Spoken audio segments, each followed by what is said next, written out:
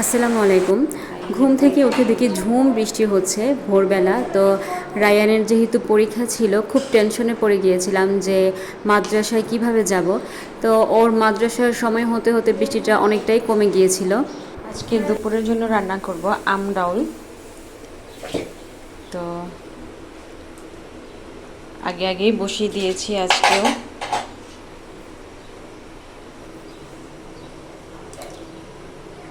যেহেতু আম ডাউলটা আমি একটু পাতলা করে রান্না করব, এই জন্য ডাউলের পরিমাণটা কম দিয়েছি। বিসমিল্লাহ।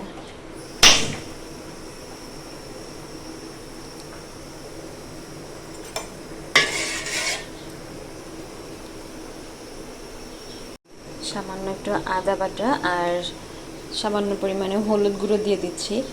হলুদের গুঁড়োটা আগে না দিলে না গন্ধ আসে।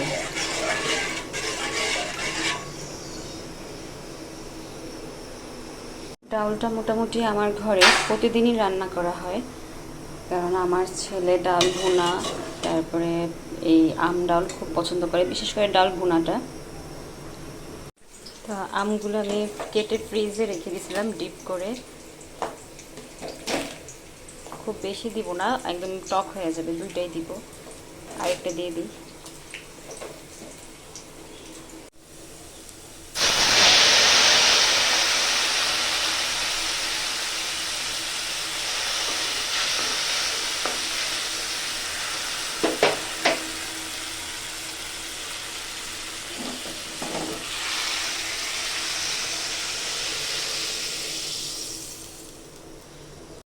আর টাটকিনি মাছ রান্না করব বেগুন দিয়ে।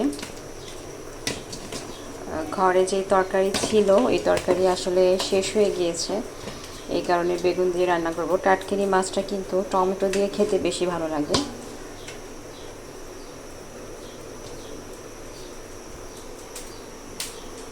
আলুটা আগে কষিয়ে নিয়েছি, কারণ বেগুন যেহেতু নরম তরকারি, আলুটা আগে কষায় নিলে পরে ভালো হয়।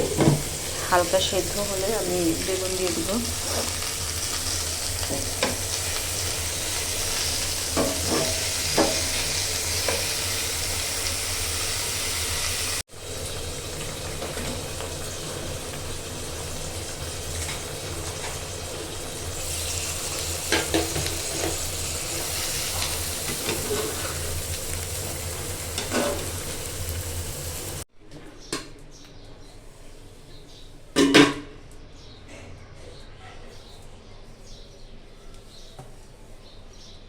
আর রান্না শেষে পুরো রান্নাঘরটা আমি পরিষ্কার করে নিই, কেননা আমার রান্নাঘর পরিষ্কার না হলে মোটেও ভালো লাগে না।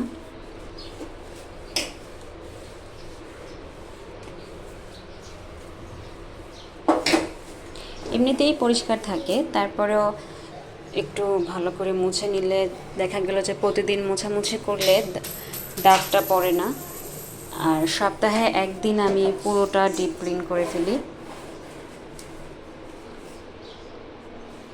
আসলে আমাদের গৃহিণীদের শান্তির জায়গাই হচ্ছে রান্নাঘর, এই জন্য রান্নাঘরটাই বেশিরভাগ পরিষ্কার পরিচ্ছন্ন রাখা হয়। তো আজকে এই পর্যন্তই। পরবর্তী ভিডিও দেখার অপেক্ষায় থাকবেন। আল্লাহ হাফেজ। আসসালামু আলাইকুম।